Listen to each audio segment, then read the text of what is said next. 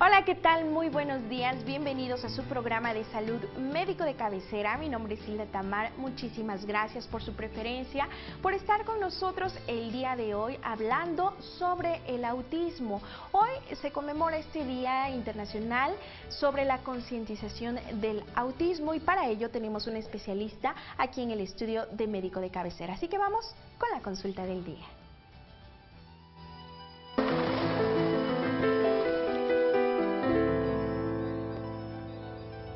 Me encuentro con Xiomara Solís García, que ya ha estado con nosotros exactamente hace un año hablando sobre este tema y para mí es un honor tenerte aquí en Médico de Cabecera porque en la plática pasada, que fue un poquito más extensa sobre el autismo, abordamos muchas cuestiones y me di cuenta de tu pasión por tu trabajo y por ayudar a estos niños que tienen autismo y bueno, en esta ocasión nuevamente platicamos sobre este tema importante para la sociedad, importante por la calidad también de vida que se les puede brindar a este tipo de niños. Así que bienvenida a Médico de Cabecera. Muchísimas gracias. Agradezco exactamente un nuevo año donde se ha trabajado gracias al espacio, al programa.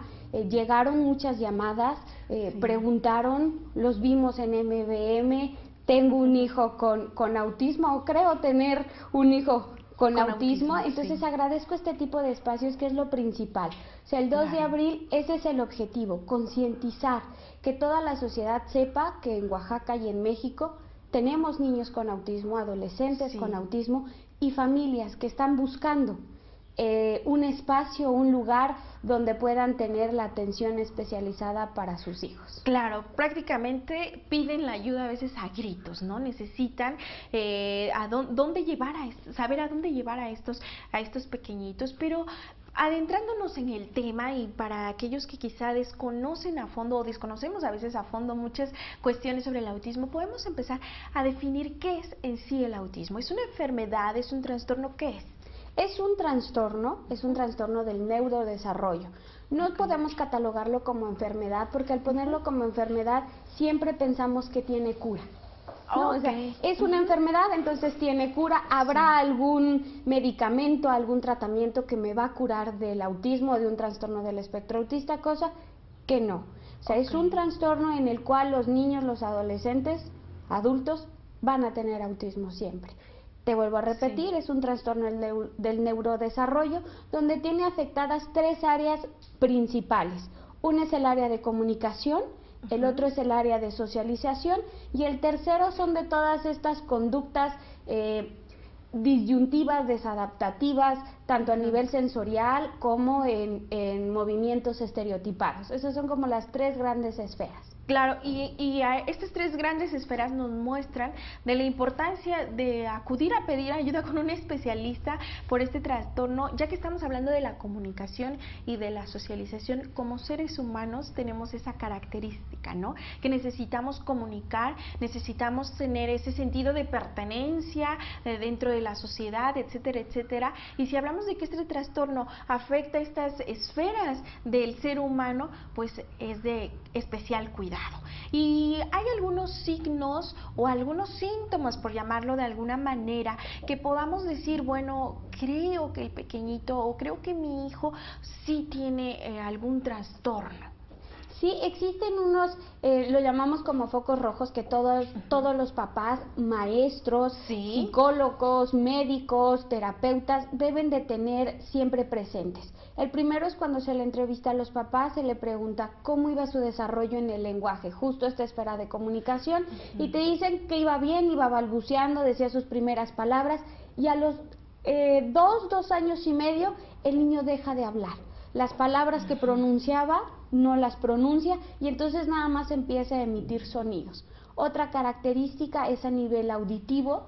Los papás te señalan, es que no me escucha, le hablo, lo llamo y no me hace caso, pero no escuche la canción preferida porque entonces él puede correr a la televisión y verlo. Pero si yo le estoy hablando, no me responde. Otra de las características son estos movimientos estereotipados. ¿Qué son? Movimientos, el aleteo de manos, un movimiento de manos como muy característico. Pueden correr en círculo o subir y bajar escaleras sin ninguna intención. Estos movimientos no tienen una intencionalidad, no tienen un objetivo. O sea que de repente, jugando o haciendo cualquier actividad, se pueden parar y correr en círculos, empezar a subir y bajar solitos. Solitos. O estar sentados, pueden estar viendo y de repente empieza el aleteo de manos porque está una canción que le gusta, una caricatura o escuchó algo. O algo pasó que no le gustó, entonces pueden empezar conductas de agresión o berrinches sumamente elevados, ¿no? No estamos hablando de un berrinche que puede hacer cualquier niño, ¿no? Sino en verdad son de largos periodos y con intensidades muy, muy altas, ¿no? Que a los papás en verdad los llega a alarmar porque dices que no lo puedo parar. Claro. No lo puedo detener. Controlar. ¿No? Sí. Exactamente. Esas son como las características y lo que tiene que ver a nivel sensorial. No puede soportar una etiqueta, se la tengo que cortar. No puede tener manga larga porque entonces a nivel de la piel tiene algunas alteraciones y también en comida.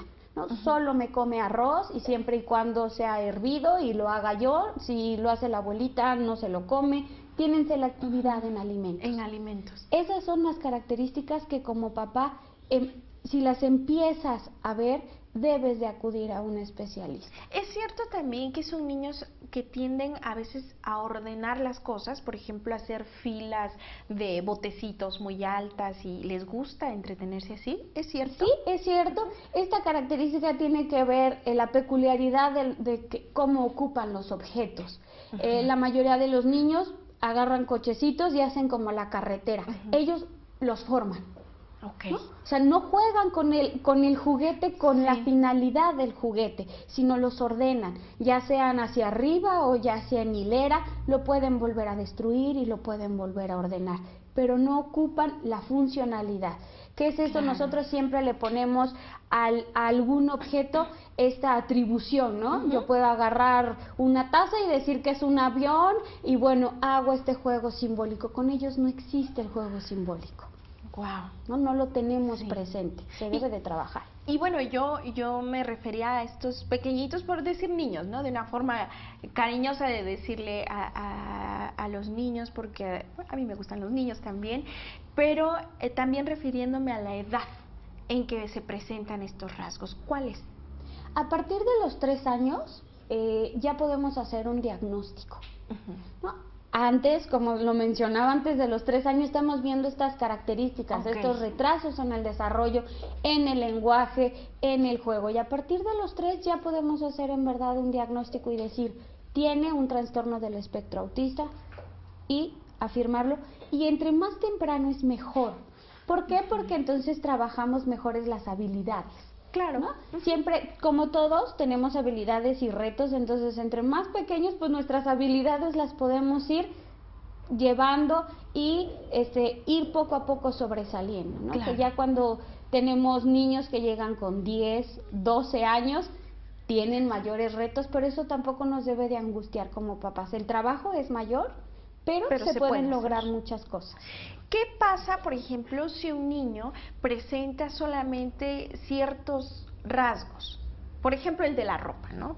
Para ir contextualizando esto, de que no le gustan las mangas, que no le gustan quizá las calcetas largas o los calcetines largos, que ordena sus juguetes o le gusta jugarlos con otra funcionalidad del juguete, pero no va más allá. Son solamente rasgos, hay que preocuparse y ocuparse.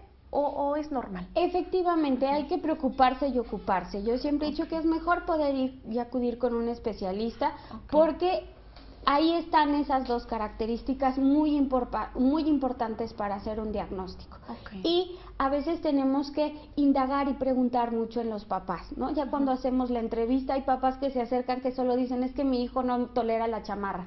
Y ya cuando empezamos a platicar, no tolera la chamarra, no tolera el ruido de la licuadora, entonces va y se la apaga, pasa el camión de la basura y él grita, tocan el timbre y se tapa los oídos, de repente se aísla y prefiere jugar solo. Entonces se van sumando, ¿no?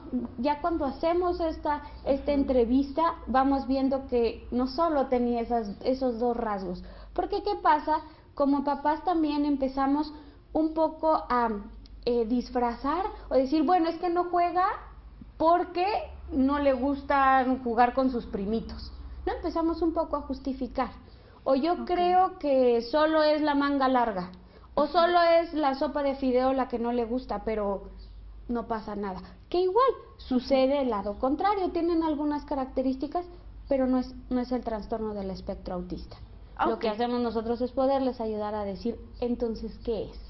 Ok, o sea, tampoco debemos de alarmarnos quizás si hay algún rasgo y esto, y vamos con el especialista y nos dice, bueno, sí, algo está pasando, pero no cumple con los requisitos de un diagnóstico como tal de niño con autismo. ¿Es así? Es así. Okay. ¿Por qué? Porque hay otros trastornos que tienen comorbilidad, tienen algunas características de autismo, pero no podemos decir que sea un niño con autismo o que este niño, este adolescente tenga autismo. Entonces, ¿cómo diagnostican el autismo? El autismo se diagnostica por medio de la observación de las conductas y entrevista con los padres. ¿No se hace un estudio clínico o algo? No existe en la actualidad todavía un estudio clínico o una tomografía o un electro o algún estudio médico de sangre que te pueda decir, bueno, si sale la molécula tal es positivo, ¿no? O a nivel genético, de si sale el gen, todavía no se tiene catalogado y descubierto este gen. Sí se sabe que es hereditario, ¿no? Que puede ser hereditario. Si yo ya tengo un hijo con autismo, tengo una posibilidad de que mis otros hijos también lo desarrollen. Pero todavía en la actualidad no se tiene un estudio para poder decir, este es el gen que nos los está ocasionando. Entonces es un reto también bastante grande para todos aquellos especialistas, ¿no? Si no se tiene quizá la causa exacta, no podemos hablar de una cura, ¿no? Pero sí podemos hablar de un tratamiento. Efectivamente. ¿En qué consiste este tratamiento? Este tratamiento varía de cada uno de los niños. Hay unos que sí requieren, por sus características, algún tipo de medicamento. ¿Por qué? Porque tenemos niños que pueden convulsionar. Entonces, ese aspecto sí se ve por medio de un electro. Entonces, esa es como una situación aparte. Y hay niños que no tienen esta probabilidad de convulsionar. Entonces, es tratamiento psicopedagógico en escuela con programas especializados, TEACH, ABA, métodos globales de comunicación, y se empieza a trabajar. Claro, y bueno, vemos en la red, porque metiéndome ahí a investigar sobre el tema, vemos que hay adultos con autismo que, bueno, han superado muchísimos obstáculos, y todo por esto, por estos métodos que se emplean a una edad temprana y de una forma consecutiva, y pueden superar muchas cuestiones de comunicación sobre todo. Vamos a hacer una pausa, pero volvemos a hablar sobre la importancia de la familia, la importancia de nosotros como sociedad con este tema del autismo, ¿sí? Claro que sí. Les recuerdo que usted está viendo Médico de Cabecera. Vamos a hacer una breve pausa y volvemos en un instante.